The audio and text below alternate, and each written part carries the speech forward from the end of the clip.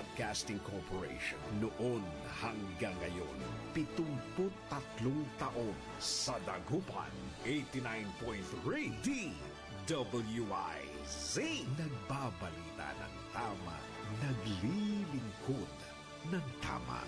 Para diretso na alive ang umaga mo. Para diretso na buhay ang dugo mo. Para diretso na ang bangon at trabaho na agad-agad. Iaarangkada na namin ang mga balitang kailangan mo. Ibibigay na namin ang mga impormasyong pinaka-latest, pinakabago, pinag-uusapan, trending, viral. Arangkada Balita live sa DWIZ Metro at Mega Manila. DWIZ News FM regional stations. Naka-live din sa lahat ng DWIZ Digital News account, Facebook, YouTube at DWIZ News website. At panoorin din ang live nationwide sa Aliw 23 Free TV. Arangkada Balita.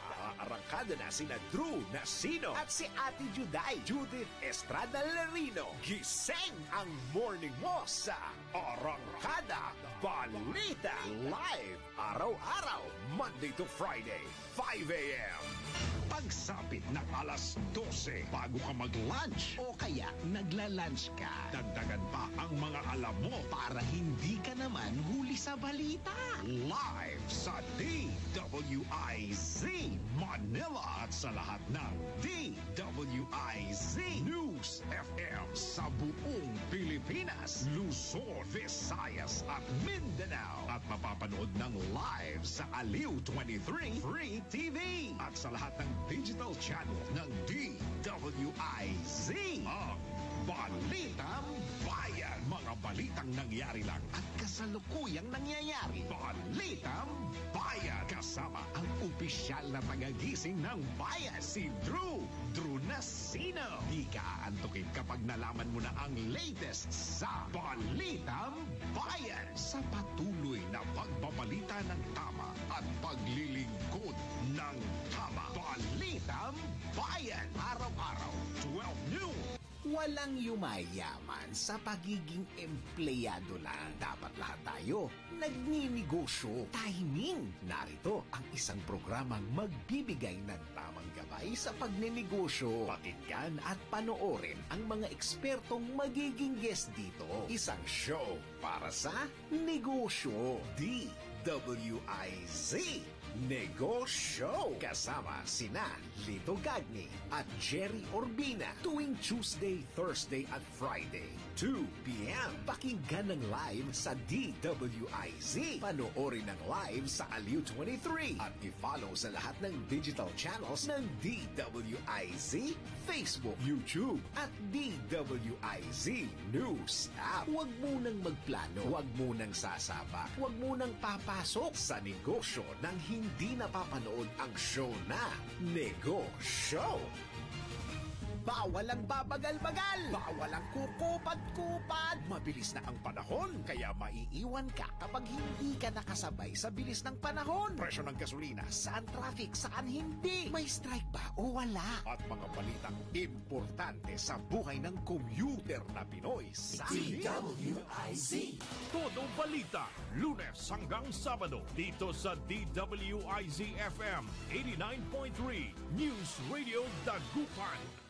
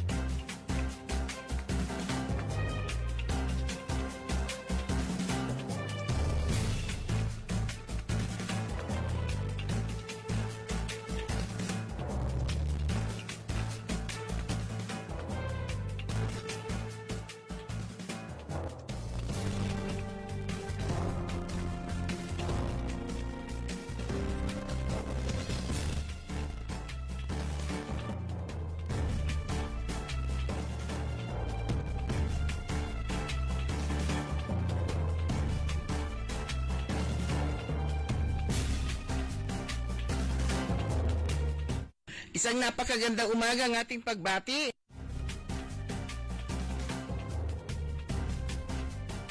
Good morning, good morning, good morning, good morning, good morning, good morning, good morning, good morning. Magandang umaga po sa inyo lahat.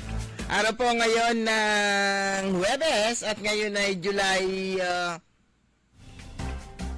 10. Yan, July 10, 2025. At oras na po natin programang Todo Balita at Komentaryo. As usual, sa laban sa oras natin namin sa inyo mga balita sa ating bansa at sa ibang dagat. Ganyan po pagtalakay po natin sa ating mga lokal na balita. Kami po yung matagapagbalita ko po si Susan Valdez daw. Kasama natin si Carol Liway Iparagire. Dumako na tayo sa ating mga headlines, sa ating balitang pambansa. Risa Hontiveros hindi raw nasaktan kahit iniwan ni Kiko at Bam. Todo Balita. Mga illegal na gaming website nasa labas ng Pilipinas ayon sa PAGCOR. Todo Balita. Digong bet ipakremate kapag namatay sa Netherlands. Todo Balita. Kahit walang bangkay, tuloy ang kaso versus mga suspect, DOJ, ayon sa DOJ, mga missing Sabongero drug war, may connect. Todo Balita. Lagpas 100 patay sa Texas flash floods. Todo Balita. Sa ating mga balitang lokal, DOH at LGU Mangaldan, sanib puwersa inilunsad ang programang Purok Kalusugan sa Barangay Bantayan. Todo Balita. Lingayen Disaster Risk Reduction and Management Office activities matagumpay na isinagawa. Todo Balita. Sa ating police report, 2 most wanted sa bayan ng San Fabian magkasunod na naaresto. Todo Balita. Balitang sports. Kaya ko pa kaya maging world champion? Tanong ni Manny Pacquiao. Todo Balita. At ngayon sa detalye ng ating mga balita.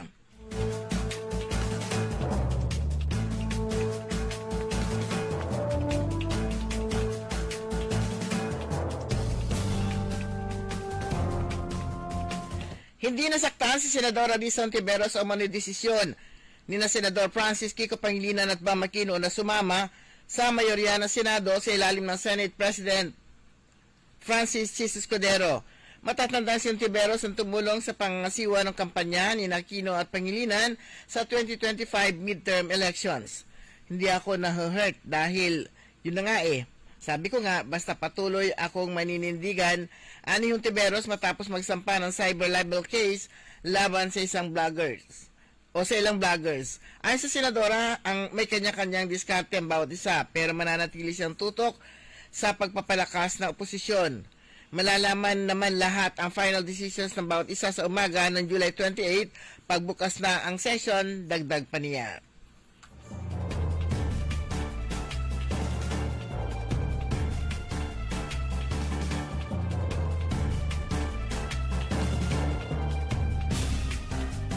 Kinipirma na ni Philippine Amusement and Gaming Corporation ng PAGCOR Chairman at Chief Executive Officer Alejandro Tenco nitong Miyerkules na 70 lamang sa mga online gaming so scatter ang may lisensya mag-operate sa bansa.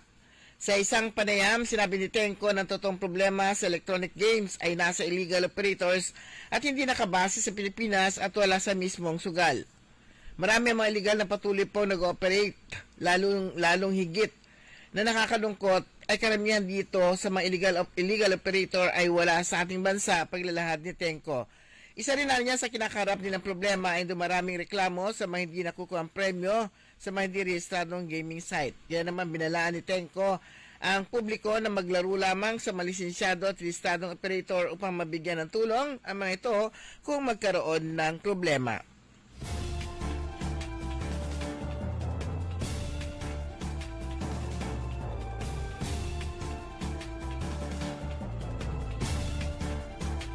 Nais ni dating Pangulong Rodrigo Digong Duterte na ipakremate na lamang ang kanyang bangkay kapag namatay ito habang nakakulong sa The Hague, Netherlands. Sinabi ni Vice President Sara Duterte na ito ang kahilingan ng kanyang ama na makausap nito sa detention facility ng International Criminal Court Sabi niya, kung mamatay raw siya rito sa Netherlands, huwag na daw iuwi yung kanyang katawan sa Pilipinas. Ipakremate lang daw siya dito. Yung ashes na lang daw ang iuwi ka pa ni Duterte.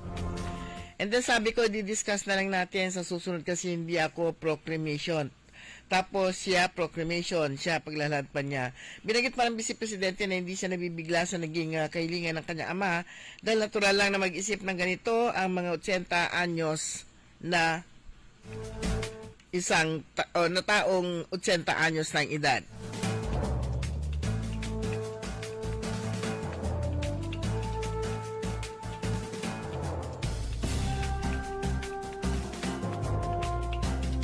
Kinontra ni Kabataan Party List Representative Rene Co ang payag ni Senator Juan Miguel Zubiri na isang witch hunt ang inihaing impeachment laban kay Vice President Sara Duterte. Walang witch hunt na nangyayari, sabi ni Co sa isang panayam. In fact, ang nangyayari ay gusto nating makuha yung wicked witch of the South na kung saan yung kanyang pagtakbo ng confidential funds ayon sagutin na matanong natin. Ngayon, dinudulog natin sa impeachment trial para doon tayo magkaalaman, dagdag pa nito. Hinimok din ng Lady Solo ng Senado na agad magsagawa ng pagdinig. So, ang panawagan natin sa Senado, tama na yung delaying tactics na yan. Simulan na natin ang impeachment trial, simulan na natin yung paglilitis para malaman natin kung saan napunta ang pera ng taong bayan, dagdag pa nito. Nauna rito, sinabi ni Zubiri na sa kanyang palagay ay isang witch hunt lamang ang impeachment case na layunin ay alisin si Duterte sa pwesto at hindi ito makabalik sa 2028 elections. Sinabi pa rin ni Zubiri na dapat masunod ang proseso sa ilalim ng konstitusyon.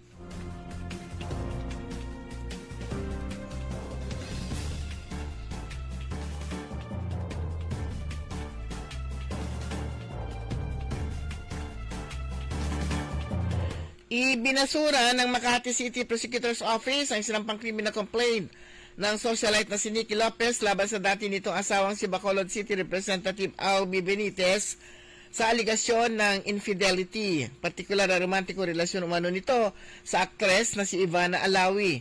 Sa 20 na resolusyon, binanggit ng Assistant City Prosecutor Michael Maverick Tumakder na nabigo si Lopez na magsumiti ng sapat na ebidensya upang tumayo ang reklamo nitong lumabag sa Republic Act 9262 o Anti-Violence Against Women and Children Act of 2004 si Representative Benitez. Isinampa ni Lopez ang reklamo noong Abril kung saan binanggit nitong ang mga extramarital affairs ni Benitez ay nagdulot sa kanya ng severe mental and emotional distress. Binanggit pa niya si reklamo na si Benitez ay nagkaroon ng anak sa labas sa mga dating sexy star na sina Andrea Del Rosario at dating beauty queen Daisy Reyes. Gayunman, binanggit ng prosecutor na walang prinisintang pruweba si Lopez na nagkaroon ng relasyon sina Benitez at Del Rosario habang naging relasyon naman umano kay Reyes ay nangyari bago na isabatas ang Republic Act 9262. Hinggil naman sa sinasabing relasyon kay Alawi, binanggit sa resolusyon na isinmiti lamang ni Lopez sa malarawan, news articles at testimonya ng kanyang kapatid na pawang hindi sapat para umusad ang pagsasampa ng kaso.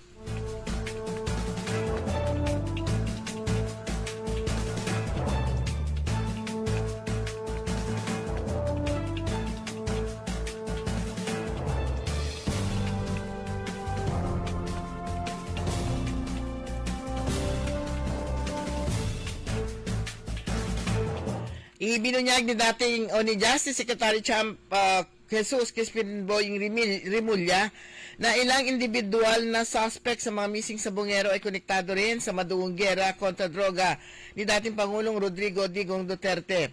There was a convergence with the drug war. There was an intersection with the drug war here. Paglalad ni Rimulya kay Pinky Webb, ang isang anchor na On Point sa Bilyonaryo News Channel noong Martes na gabi. Nanghingi ng paliwanag sa kanyang revelasyon, binanggit lamang ni Rimulya na they are the suspects. The suspects are the ones who are carrying out the killings. Ipinagtungkol naman ng DOJ Chief si Julie Dondon Patidongan o alias Totoy sa mga kumukwestiyon sa kredibilidad ng testigo sa pagdukot at pagpatay sa mga nawawalang mga sabungero. Nanindigan din ang kalihim na kahit hindi makita ang bangkay ng mga sabungero sa Taal Lake o iba pang lugar na pinaglibingan, tatayo pa rin ang kaso laban sa mga suspect. Nauna dito ay tinuro ni Patidongan ang negosyanteng si Charlie Atong Ang bilang mastermind sa pagkawala ng mga sabungero, habang ang aktres na si Gretchen Barreto ay bumoto naman umano para mailigpit ang mga madayang sabungero. Itinanggi na ni Ang at Barreto ang aligasyon laban sa kanila. Nagsampa na rin ang reklamo si Ang kay Patidongan sa Mandaluyong City Prosecutor's Office.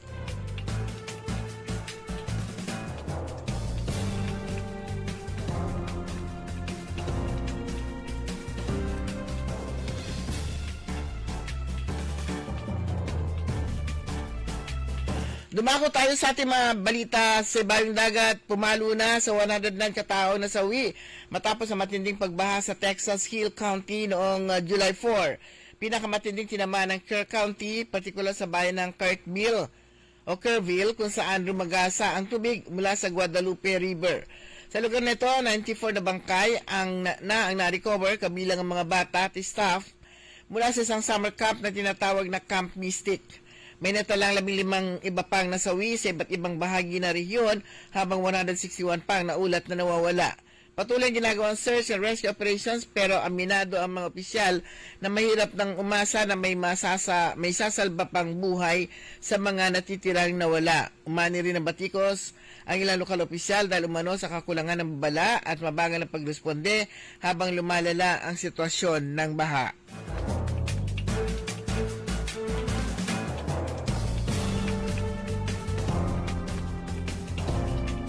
Dumako naman tayo sa ating mga lokal na balita. Magkatuwang na inilunsad ng Department of Health at ng lokal na pamahalaan ng Mangaldan sa pamamagitan ng Municipal Health Office ang programang Purok Kalusugan ngayong Miyerkules, July 9 sa Barangay Bantayan. Layunin ng Purok Kalusugan na mailapit ang mga libreng serbisyo medikal ng pamahalaan sa mga mamamayan sa bawat purok ng barangay, lalo na sa mga malalayong lugar na madalas ay hindi naabot ng maregular na programang pangkalusugan. Sa unang araw ng paglulunsad sa Bantayan, daan-daang residente ang nakiisa at tumanggap ng iba't ibang serbisyo medikal tulad ng libreng konsultasyon, pagbabakuna, pamamahagi ng gamot at health education. Samantala, nagbigay ng pangunahing kaalaman ng mga doktor, nurse at iba pang kawani mula sa DOH at MHO Mangaldan ukol sa immunization, dengue awareness, road safety, TB, HIV/AIDS awareness at non-communicable diseases gaya ng alta presyon at diabetes.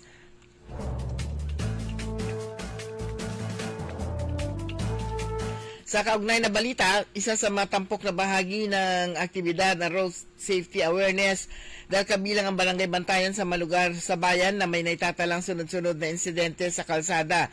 Dahil dito, ipinaalala sa mga motorista ang kahalagahan ng maingat na pagmamaneho, lalo na ngayong panahon ng tag-ulan kung saan mas mataas ang peligro ng mga aksidente. Kaugnay o kagapay ng DOH at MHO ang nasabing programa, ang mga opisyal ng Barangay Bantayan, mga barangay health workers at mga barangay tanod na tumulong upang masigurong maayos at organisado ang daloy ng serbisyo para sa mga barangay.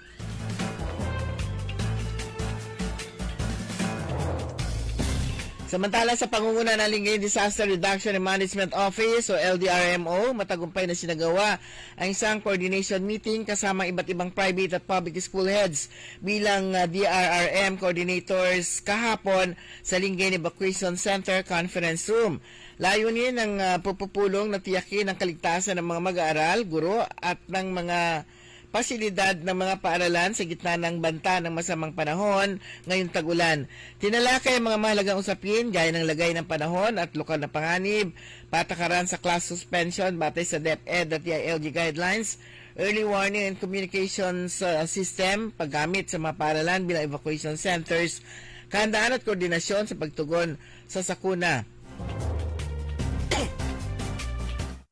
o sakuna. Patuloy ang paghanda at pagtutulungan ng bayan ng Lingayen para sa ligtas at handang komunidad, lalo na ngayon na panahon ng tag-ulan. Sa ating police report, patuloy ang pinagtina kampanya ng Pangasinan Police Provincial Office laban sa mga individual na may kinakarap na kaso matapos ang sunod-sunod na maaresto ang dalawang kabilang sa top 10 most wanted persons sa bayan ng San Fabian.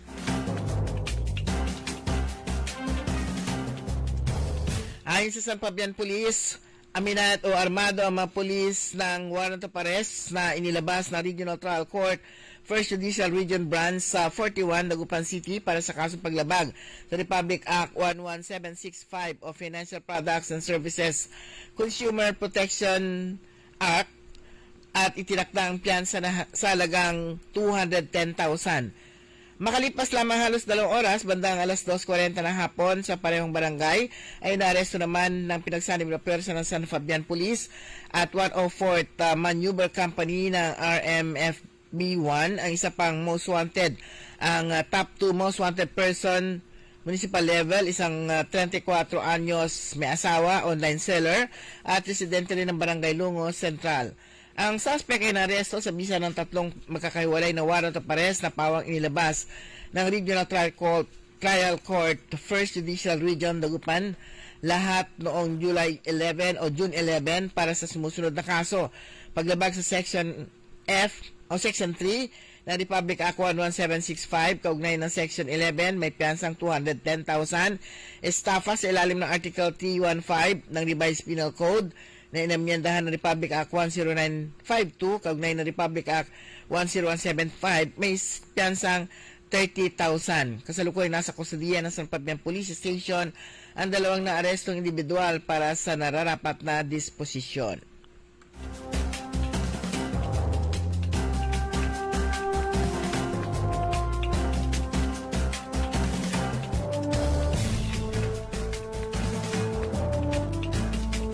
Sa ating balitang sports, sa edad na 46 anyos, prosigidong makamit ng nag-iisang 8th Division World Champion na si Manny Pacquiao ang kanya ikalimang welterweight title kontra reigning World Boxing Council titleist Mario El Azteca Barrios sa darating na July 19 sa MGM Grand Garden Arena sa Las Vegas, Nevada sa Amerika. Ilang linggo ring pinulgahan ng ensayo ng bagong upong International Boxing Hall of Farmer ang sarili upang makamit muli ang inaasam na kabuang kondisyon na tila ibinabalik ang panahon upang mapatunayang mayroon pang may bubuga sa larangang naglagak sa kanya sa rurok ng kasaysayan. Sa kanyang pagtakbo sa Griffith Park ay nakasabay nito ang iba't ibang sikat na boxing at combat personalities tulad ni 3 Division Champion Sugar Shane Mosley, lineal weight champion Chofino Lopez, Berhil Ortiz Jr., mag-utol na Amado at Emiliano Vargas, boxing prospects Mark Castro at MMA fighter Chris Cyborg, hindi ng mga tinaguriang Pac Boys na sina Tokyo Olympics bronze medalist Yumer Felix Marshall, Carlos James Wonderboy Martin at mga dating world champions na sina Mark Magnifico Magsayo at Jerwin Prettyboy Ancahas na mga sasabak din sa undercard. Sa mga kabuuan ng ating newscast sa ating todo balita at komentaryo, yung po tagapagbalita ko po si Susan Valdez Yadaw. Kantabay po natin si Ka Eli Garcia. Oras po natin ganap ng alas 5:25. DWIZ. Ang balitang ito ay inihatid sa inyo ng Bingo Plus. Download Bingo Plus app now on Google Play and Apple App Store for a chance to win up to 935 million pesos jackpot prize. Visit bingoplus.com to learn more. With Bingo Plus, bingo sa saya plus sa panalo. Gaming is for 21 years old and above only. Game responsibly. Keep it fun. Magandang araw po sa ating lahat, sa ating mga bisita. Inaanyayahan ko po kayo sa aming lungsod ng Alaminos para po mabisita at ma-experience ang ating mas pinagandang 100 Islands. Marami na pong pagbabago sa ating mga isla at sana makita namin kayo dito sa aming lungsod para po makapag-swimming, makapag-enjoy kasama ang inyong barkada at ang inyong pamilya. Tara na! dito sa Alaminos City para sa ating 100 Islands. Ang patuloy na pagpapaganda sa 100 Islands National Park at lungsod ng Alaminos ay pinangungunahan ni Mayor Art Brian Celeste. High blood, salot, milyong-milyong katao na ang namamatay sanhi nito. Kaibigan, baka ikaw na ang susunod. Ni Mrs. Flor de Lisa Barbosa, ti Rosario, Santiago City. Agtawenak ti 63. Manungatawan nga aglutluto ako, tada karindiriyak. Mariknak agpipikal, ti imimak iso nga nangagak ti radyo, dati agas nga pao di arko. Pinadas ko, mayat-mat ti epekto na. Duti food supplement nga napadpadasa ko, awan ti epekto na. Dato'y pao di arko, idi nagtumarak, manungal daw lang, han nga agpipikal ti imakon. Awisen kay nga mangpadas, tapno may katmat na gitarik-rik na inyo, saksakitin nyo. Kaya kaibigan, buhay mo'y ingatan. Mag-Aldrich Pau di Arco Herbal Capsule na para kalusugan mo ay garantisado.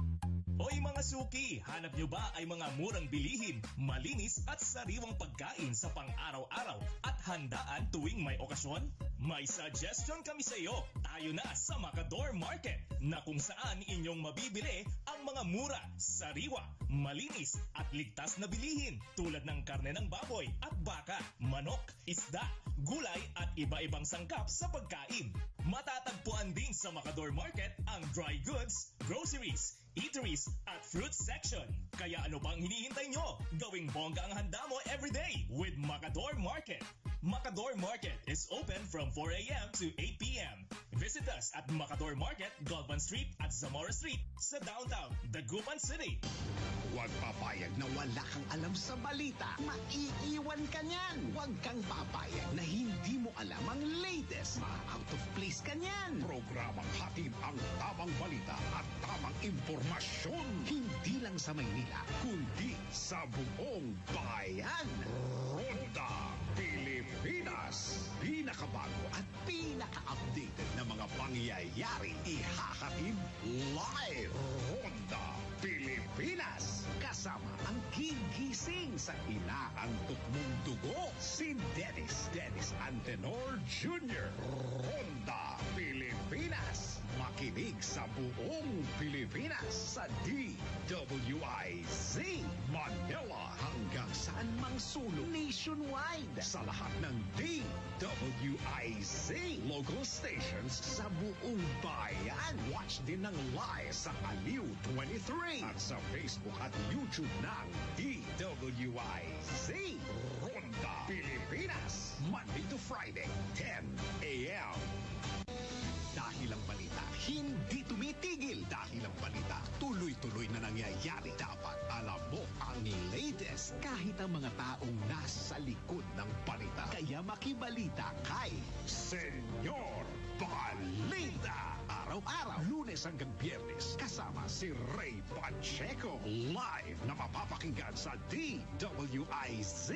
Panoorin ang live sa Aliw 23 at naka-live din sa DWIZ Facebook, YouTube at DWIZ News website. Kaya mga senyorito at mga senyorita, mga senyor, mga senyora, makibalita na kay Senyor Balita. Monday to Friday, alas 3 ng hapon. Bahagi pa rin ng DWIZ News Hapon Highlights. Nagbabalita ng tama, naglilingkod ng tama.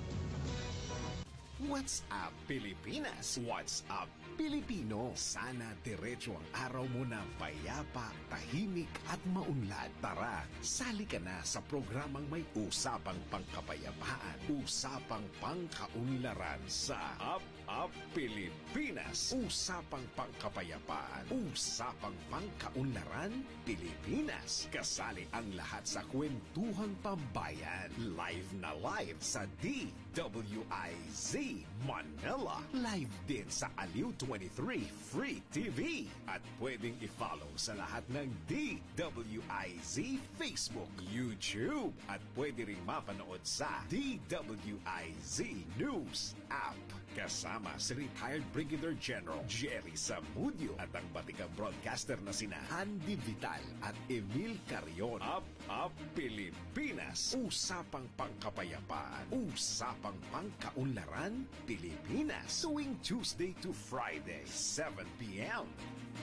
DWIZ Liway Manantan at Isusan Yaraw sa Todo Balita.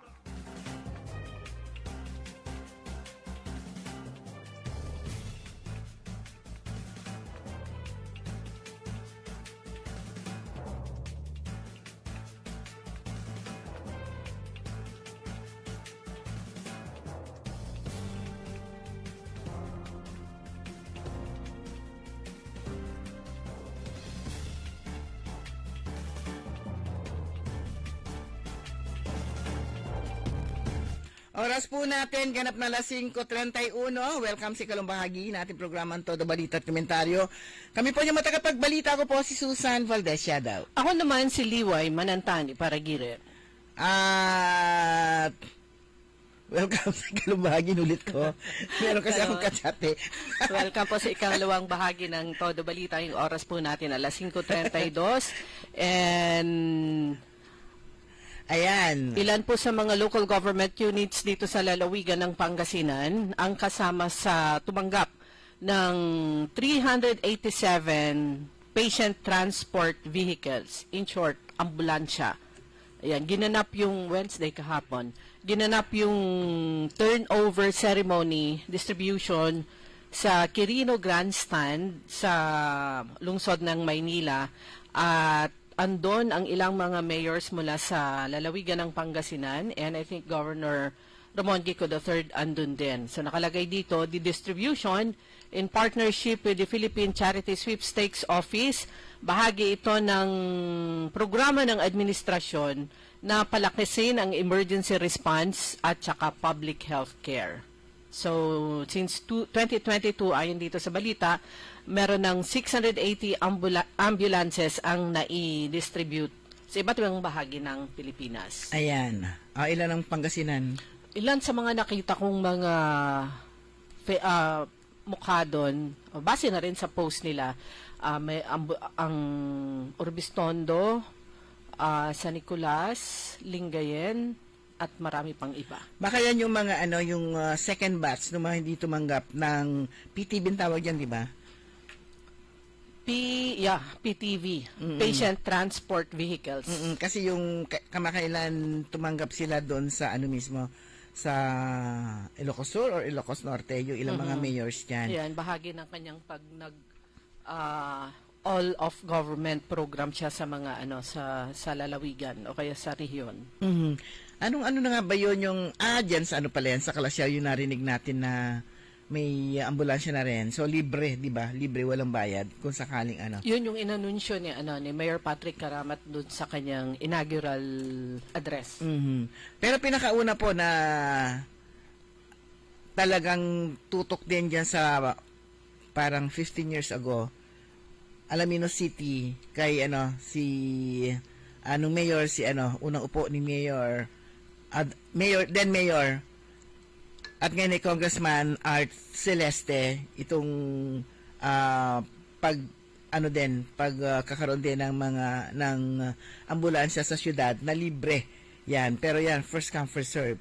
Kung sino yung nauna, siya rin yung kaya nga meron mga drivers ng ambulansya na talaga yun lang ang trabaho nila dahil mag-transport ng pasyente. Yeah, maya't maya meron niyang talagang patuloy din yan na ina-upgrade nila itong pagkakaroon ng mga ambulansya sa bawat syudad. Kasi alam naman po natin, kapag sa ospital, napakamahal. Napakamahal. Kung yung more or less, 1,000. Actually, isa rin sa ganyan yung programa na noon pa. I think mayor pa si former mayor Susan Pagador Casareno, ang bayan ng Rosales.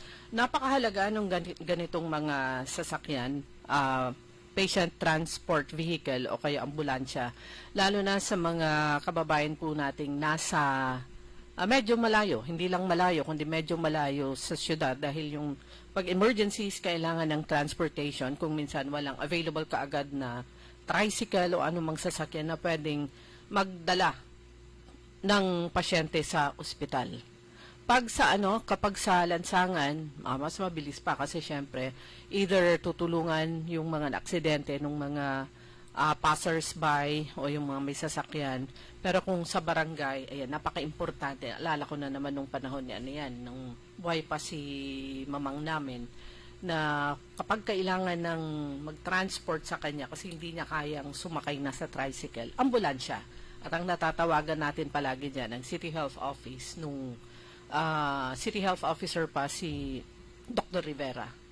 Kahit malapit lang yung distansya ng bahay at saka ospital, kung wala ka namang pagsasakyan, madidelay na mabigyan ka agad ng first aid yung pasyente. So yan po yung ganap nitong kahapon, na kung saan syempre masaya yung mga mayors na kanya-kanyang post ng kanilang mga pictures sa kanilang pagtanggap ng susi ng kanilang bagong ambulansya.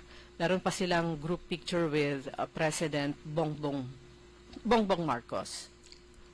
Ayan. So that's another additional ambulansya para sa mga LGUs. Meron yung mga talaga, di ba yung mga driver ng ambulansya kahit paano meron pa silang karagdagang training at saka seminar. Kasi kailangan maidating nila sa ospital yung kanilang pasyente ng safe and sound. Part sila ng kung saang disaster risk management office sila talaga. Kasama rin talaga sila sa mga trainings na isinasagawa ng hindi sila just driver.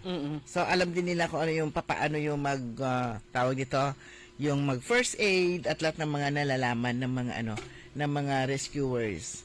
Samantala, ngayong araw, July 10 na ngayon, ang bilis talaga ng araw. Bagamat wala daw nakataas na gale warning sa ating lalawigan, inaabisuhan ng mga mangingisda na mapanganib ang maglayag dulot ng posibleng pagbabago sa kondisyon ng karagatan, dulot ng habagat. Ayan, habagat po itong nararanasan natin ngayon ha. Ayon sa Pag-asa, inaasahan din na umabot hanggang sa malakas na alon, maaaring umabot ng 3 meters ang alon. Ayan. So manatili nakatutok sa mga pinakabagong updates, lalong-lalo na po yung ating mga mangingisda. So yan, walang gale warning pero inaabisuhan kayo na mapanganib ang maglayag.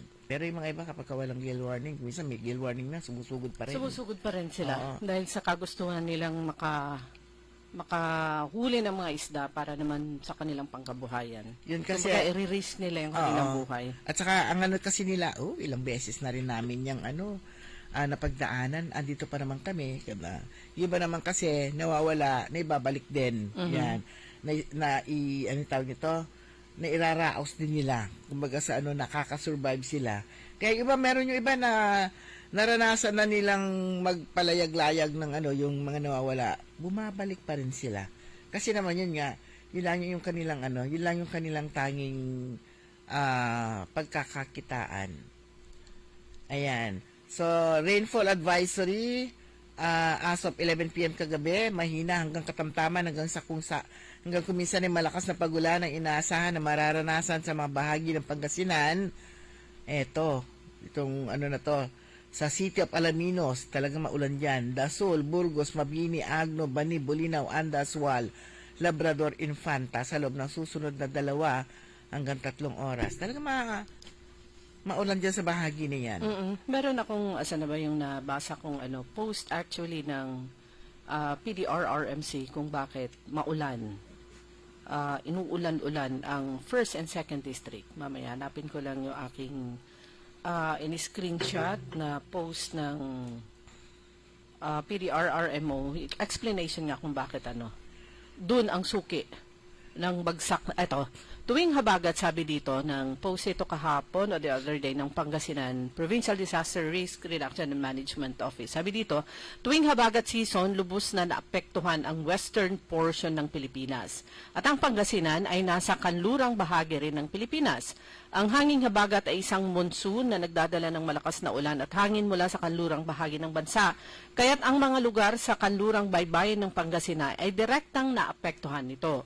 Dahil ang 1st and 2nd districts ay matatagpuan sa kanlurang bahagi ng Pangasinan. Sila ang direktang naapektuhan at lubos na exposed sa mga panganib na dulot ng habagat. Kaya pag ambon pa lang dito, sobrang super ulan doon.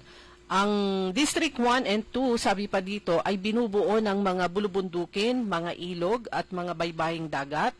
Ang mga lugar na may bundok at ilog ay mas prone sa landslides, flash floods at pag-apo ng mga ilog tuwing malalakas ang ulan. Bukod pa dito, ang mga baybaying dagat ay nagiging daan para sa storm surges at malalakas na alon na nagiging sanhi ng pagbaha sa mga coastal areas. Sa kabuuan ng District 1 and 2 sa Pangasinan ay mas apektado tuwing habagat dahil sa kanilang lokasyon at topografiya. Kaya yun nga pag di ba, ang lakas ng ulan dito kanyo. Pero dito sa atin, chill lang. Kaya nga pag nandun ako, man-nervous ala kasi baka datnan ko dito baha. Tapos pagdating ko dito tuyot. Yun, doon lang pala yung umuulan. So yan yung explanation why pag simpleng ulan dito, ibang bahagi ng Pangasinan, super ulan doon. Mas matindi sa kahit na walang habagat sa Benguet. O yung parte nila, nila Attorney Fabi Matil. Oo. Kasi nga sabi ko, kailan ba tayo pupunta doon sa inyo? Ay, wag ngayon, kasi tag-ulan. O kailan? December. Ganun katagal. Talagang rainy season all the year yata. Parang December pa lang ma-stop yung mga, yung tag-ulan. Ang kasi doon, kahit simpleng ulan lang doon, ang problema yung possibilities ng landslide at saka pero mudslide. talagang continue, talagang ulan daw ng ulan doon. Kaya nga sabi niya, kaya makikita mo nga, kaya nga berde lahat, kanto, green lahat. Kaya sabi ko, kaya pala maganda yung mga tanim doon. Tanim doon. Kasi nga, nabibiyayaan sila ng ng ulan. Kaya kahit parts ng Benguet o sa Benguet mismo and lower part na malapit na sa Pangasinan ay maraming sayote. Kapag panahon ng tag-ulan, napakaganda ng pagbunga ng sayote. Kaya minsan bumababa sa, just imagine, bubuhatin mula sa slopes ng bundok paakyat o pababa sa kalsada, tapos mabibenta lang nila ng 2-3 piso per kilo. Sabi nyo, o di pa dito sa palengke kung minsan merong 5 pesos per kilo. O di mas mura yung kuha nila sa mga farmers. Pero yung meron din bawat yung palang sayote non-stop din Hindi yan namamatay hanggat hindi mo tinatanggal yung bunga niya sa ilalim. Para siyang saluyot. No, para siyang saluyot kasi pag hinugot mo yan, tutubo yung seeds, pero yung sayote kasi para siyang isang malaking singkamas sa ilalim na pero pag hinugot mo, mamatay na rin. Mamamatay siya. Ayun, para siyang saluyot na hanggat hindi mo hinuhugot, nandun pa rin siya. Magdadry siya, pero pagka magdadry siya, tapos tutubo ulit yung mga seeds. Pero ito naman, kahit ilang taon yan hanggat andun yung kanyang pinakabunga sa ilalim. Plus, madaling tumubo. Kasi pag nag-mature na yung bunga ng sayote, kahit andun pang nakasabit, kikita mo may tumutubo na. Kaya nga sila sa Arabet, pag umuwi na, may dala ng saluyot. Taga Baguio na talaga. Sayote. Saluyot, sayote. At saka yung sayote, pwedeng ulamin, masarap ang talbos. Ayan, pwedeng ulamin yon yung bunga. Pwede mong iluto sa iba't ibang klase ng luto at sahog. At yung medyo young pa, Ilocano, na ganuspay nga bunga, lalo na pag fresh na na harvest, pwede mo siyang gawing merienda, parang pipino lang. Tanggalin mo yung dagta, slice mo, lagyan mo ng suka, asin at paminta. Okay, sa mga kaibigan, bilis po na oras natin, alas 5:45. Babalik po tayo pagkatapos po lamang ng ilang paalala. DWIZ. Ladies and gentlemen, the new face of your favorite resto bar in Dagupan City. The original party place in town. The Music Warehouse Club, Dagupan City. No need to go to Manila's top bars like Silo and BSK Club. Dagupan has it all. Fully air-conditioned with free entrance, free parking, and restrooms for all. Doors open at 7 p.m. Do well, live well, and dress really well. Find us at Paris Street, Barangay Pogo, Chico. Contact us at 075-522-2617. Reserve your tables now. High blood, salot, milyong katao na ang namamatay sanhi nito. Kaibigan, Baka ikaw na ang susunod. Ako ay si Maria Lunag ng Cordon Isabela, 16 years old. Yung asawa ko may diabetes, cholesterol, may high blood. Narinig ko sa radyo, mabisa daw yung Pau capsule. Bumili ako, pinainom ko sa asawa ko. Gumaling siya at lumakas. Kayo mga kabarangay ko, gumamit na kayo ng capsule. Kalusugan mo garantisado. Kaya kaibigan, buhay mo'y ingatan. Mag-Aldrich Pau de Arco Herbal Capsule na para kalusugan mo ay garantisado. Hoy mga suki, hanap nyo ba ay mga murang bilihin, malinis at sariwang pagkain sa pang-araw-araw at handaan tuwing may okasyon? May suggestion kami sa iyo. Tayo na sa Macador Market na kung saan inyong mabibili ang mga mura, sariwa, malinis at ligtas na bilihin tulad ng karne ng baboy at baka, manok, isda, gulay at iba-ibang sangkap sa pagkain. Matatagpuan din sa Macador Market ang dry goods, groceries, eateries at fruit section. Kaya ano pang hinihintay nyo? Gawing bongga ang handa mo everyday with Macador Market. Macador Market is open from 4 a.m. to 8 p.m. Visit us at Macador Market, Galvan Street at Zamora Street sa downtown, Dagupan City. Makisali sa mainit na talakayan sa Karambola. Live na napapanood ang Karambola via DWIZ 882 Facebook page. Maaari ninyong ipadala ang inyong mga komento o opinion sa aming mga text line 0908-136-6060 o tumawag sa aming hotline 470-1750-54. Karambola Nationwide.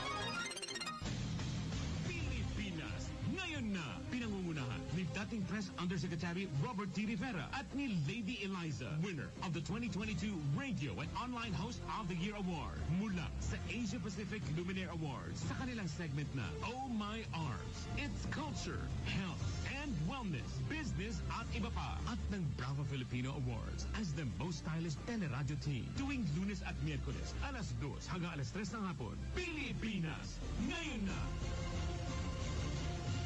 Para diretso na alive ang umaga mo. Para diretso na buhay ang dugo mo. Para diretso na ang bangon at trabaho na agad-agad. Iaarangkada na namin ang mga balitang kailangan mo. Ibibigay na namin ang mga impormasyong pinaka-latest, pinakabago, pinag-uusapan, trending, viral. Arangkada Balita live sa DWIZ Metro at Mega Manila. DWIZ News FM regional stations. Naka-live din sa lahat ng DWIZ Digital News account, Facebook, YouTube at DWIZ News website. At panoorin din ang live nationwide sa Aliw 23 Free TV.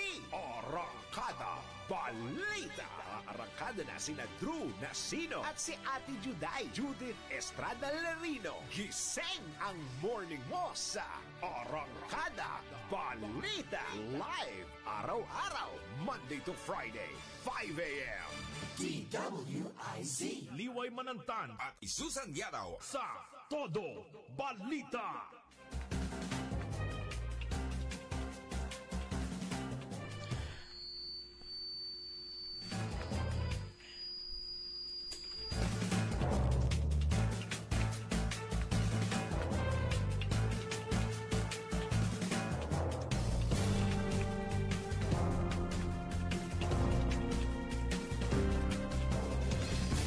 Oras po natin, ganap ng 10 minutes na lang bago sumapit ang alas 6 ng umaga.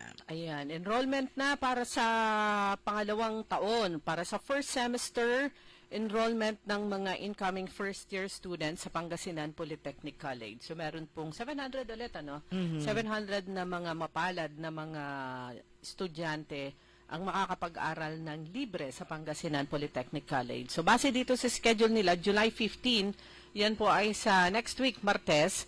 Schedule ito ng pagpapa-enroll ng mga estudyante na kukuha ng Bachelor of Science in Agribusiness at saka Bachelor of Multimedia Arts. Sa July 16 naman, schedule ng mga estudyanteng kukuha ng Bachelor of Special Needs Education at saka Bachelor of Public Administration, Major in Local Governance, at saka July 17, Yan, lahat na.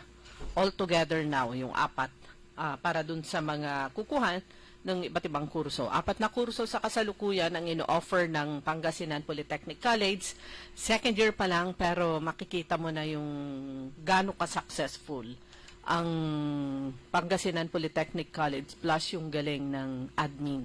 Ayan, at huwag mag-alala yung mga estudyante doon dahil lumabas na yung Certificate of Completion yun, ano? Compliance. Compliance, o COC galing sa Commission on Higher Education. Galing sa CHED. So, kasi yung mga ibang mga school, minsan nag-offer sila ng mga kurso. Wala pa silang certification. Tapos pagka nakakaproblema yung mga bata. Kawawa sila. Lalong in the long run denied ng CHED. Kaakasya ni estudyante. Pero dito makikita po natin kung paano talaga magtrabaho at mag-implement ng proyekto o kaya programa si Governor Ramon Gico III. Bago niya i-announce, inuulit-ulit ho namin sinasabi dito sa Todo Balita, bago niya i-announce ang isang proyekto o programa na ilatag na lahat at planchado na.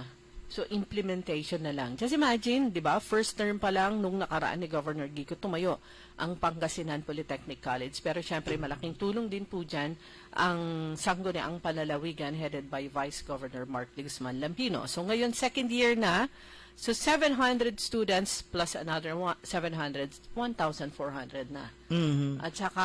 Although may bawas ng konti lang. Parang 40 plus yung ano. Oo, dahil nga sa hindi inaasahang pangyayari na hindi makakapagpatuloy yung mga bata. Pero yung slot, open sa kanila. Bukas pa rin para sa kanila. Pwede silang bumalik anytime. Kahit kailan. Kahit kunyari, after 5 years, gusto nilang bumalik. Scholar pa rin sila. Kakabalik pa rin silang scholar.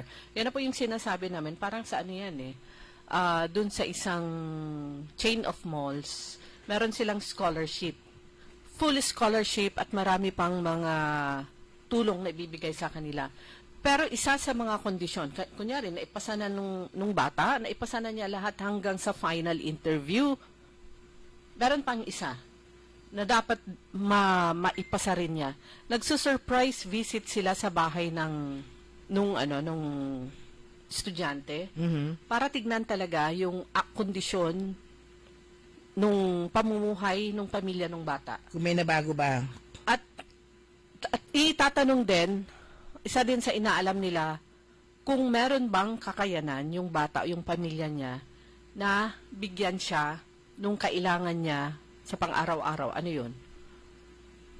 Yung pagkain, kakayanin pa ng bata kahit nung estudyante kahit once a day lang kumain. Pero yung meron ba siyang pamasahe, papunta at pauwi?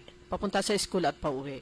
Meron bang backup kung hindi kaya ng pamilya? Meron bang back-up sa kanya na tutulong? Kung yung aspect na yun hindi kaya, hindi pa rin maibibigay sa bata. Parang yun nangyari sa ilang mga estudyante, scholars ng Pangasinan Polytechnic College. Full scholarship. Pero hirap pa rin yung estudyante sa kanyang pamasahe at saka kung malayo yung kanilang bahay pang boarding house. Rason para huminto siya. So yan po yung mga kondisyones na realities kumbaga na kahit full scholarship na yan, kailangan pa rin ng extra para sa pang-araw-araw na gastos ng bata. Pero dito nga sa Pangasinan Polytechnic College, sabi nga ni Dr. RR, ang president, Dr. Revillos, huminto man sila dahil sa kailangan ng estudyante na kailangan niya magtrabaho muna para makatulong sa kanyang pamilya. Open yung kanyang slot hanggang sa panahon na siya ay babalik. Yung mga estudyante naman nagkakaproblema sa kanilang mga subjects, tinutulungan sila, may tutorial, binibigyan sila ng chance. So, 3 pagkakataon yun para maidire-diretso nila yung kanilang pag-aaral. Okay, so sa iba pa rin po natin mga balita, sa bayan ng Manawag, naghahanda na ang lokal na pamahalaan para sa Centennial Canonical Coronation of Our Lady sa April 2026. So, yung local government unit ng Manawag, pinaigting po niya yung kanyang pagsisikap to align local development with religious significance and economic opportunities brought by this major Catholic celebration. So, sa isang interview, sinabi ni Mayor Jeremy Rosario na ang mga aktibidad ng simbahan at local government unit, LGU's initiatives are deeply intertwined. Ayan, pinagsasama na. The church and the LGUs cannot be separated. Ayon kay Rosario, every time the church draws in devotees and tourists, it's our people and economy who benefit. That is why we're making sure our preparations honor both the spiritual and cultural dimensions of Manaoag. So, sa kasalukuyan, ang lokal na pamahalaan ng LGU ay puspusan yung kanilang major reconstruction ng Manaoag Public Market, a long-awaited project na designed to create a more efficient and appealing commercial space for local vendors and tourists. Parang yun yung problema sa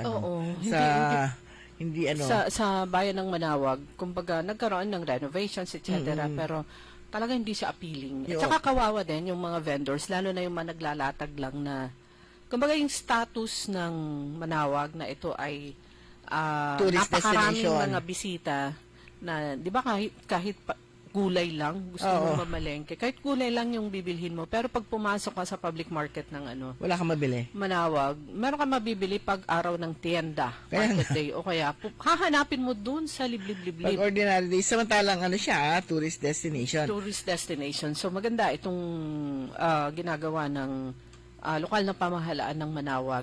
Samantalang kasi yung mga turista kapag pumunta sa isang lugar, ang hinahanap niyan, ano kayong pwedeng mabili? Ano ba ang produkto dito? Pero sabihin, Pangasinan, bili tayo ng pangpakbet. Oo, kaya ang nabibili lang sa Manaoag, kung ano yung mga nandun sa madadaanan nila. Yung sa gilid ng paglabas nila ng simbahan. Pero meron talaga yung mga seryoso talagang gusto talaga nilang mamili na. At saka yung talagang, alam mo talagang yung hindi ka na tinataga sa presyo, talagang market na siya, na andun na talaga lahat ng hahanapin mo. May talagang may tindaan lang. Siyempre, nalapot, akimisa, iarama-arum ang supulara, diretso lara, pwede silang mamalengke na, then uwi na. Parang ganon. At sana pag naayos na yan, ay parang yung nakita ho na, parang palengke ng Balanga, Bataan, parang yung ilang bahagi ng public market ng Baguio City na kahit yung pwesto nila ay 1 by 1 lang yung sukat. Napakaayos yung kamada ng kanilang mga paninda. Plus, malinis yung kanilang paligid. Oo. Lalong-lalo na, sabi nga natin, kapag ini-imagine ko na yan kapag nagkaroon ng magandang palengke. Kasi parang tayo dito sa Dagupan City, alam nila yung mga bisita natin pupunta ng Melis o Magsaysay, bili ng isda, bumili ng bangos, alam na nila yung bilihan kasi alam na nila kung saan yung bagsakan ng mga isda. Tapos ang madadaanan nila tubig, tapos yung mga banyera ng mga vendors na halos sakupin na nila yung buong walkway. Nasa gitna sila na yun. Pero naayos din naman kumisan, pero talagang maputik. Kaya kasi wet market nga naman. But sa papunta sa Magsaysay, super wet. Sana maayos yun para naman, kasi hindi justification na malapit sila sa ilog. All the more na dapat umaagos yung tubig. Okay, sa mga taga saang bayan nito, sa bayan ng San Jacinto, ayan, ang serbisyong 3-in-1 ni na Congresswoman Manay Gina De Venecia, former Congressman Toff De Venecia at Speaker Joe, dadalhin nila yung kanilang libreng medical and dental mission, serbisyong 3-in-1 sa Friday, July 11. Umaga, mula 8 in the morning hanggang 11, yan ay gaganapin sa covered court ng Barangay Kasibong San Jacinto, and then sa hapon, lilipat sila mula alauna ng umaga hanggang alas 4 ng hapon, dilipat sila sa barangay hall ng Barangay San Juan, San Jacinto. Ayan, take advantage po, lalo na pag ganitong umuulan-ulan, talagang uso ang makahingi man lang kayo ng para sa ubot-sipon, para sa sakit ng ulo. Ayan, punta po kayo doon. Medical and Dental Mission, yung kailangang ipabunot na ipin ng inyong mga anak. Pag hindi sumasakit, pabunot nyo na rin. Ayan, natutubo pa naman yan pag bata. Serbisyong 3-in-1, ulitin po natin, July 11 sa Barangay Kasibong at San Juan, San Jacinto. Okay, good morning kina Rafael Acosta Mangalyag, Dory Sanchez Maramba, Ernesto Mosada, Roberto Nimer, si Madam Rose, at saka lahat pa. Ay, Kuya Benji, good morning din. Kuya Benji Tan, good morning. At kay Ate Bel, good morning. Good morning din kay Achikora Aquino at Kuya Marjan sa Tabung. Mama Ta, good morning. At saka kina si Tita Annie, at saka si Grace Matro. Good morning. Sa tropa ni Mamata, good morning. Yes. Wala na po tayong sapat na oras. Nabayan na po ninyo. Susunod agad, early in the morning. Makakasama po ninyo si Karen Orly Navarro. Programang Toda Balita at Komentaryo. Kami po niyo nakasama. Sa technical side, si Ellie Garcia. Good morning din kay Ma'am Aurea de Guzman. Ako po si Liway Manantani, Paragire. Ako naman si Susan Valdez Yadaw. Magandang umaga po sa inyo lahat. DWIZ. Sumainyo ang Todo Balita, Lunes hanggang Sabado, dito sa DWIZ-FM 89.3 News Radio Dagupan. Nagbabalita, naglilingkod sa lahat ng Pilipino. Aliw Broadcasting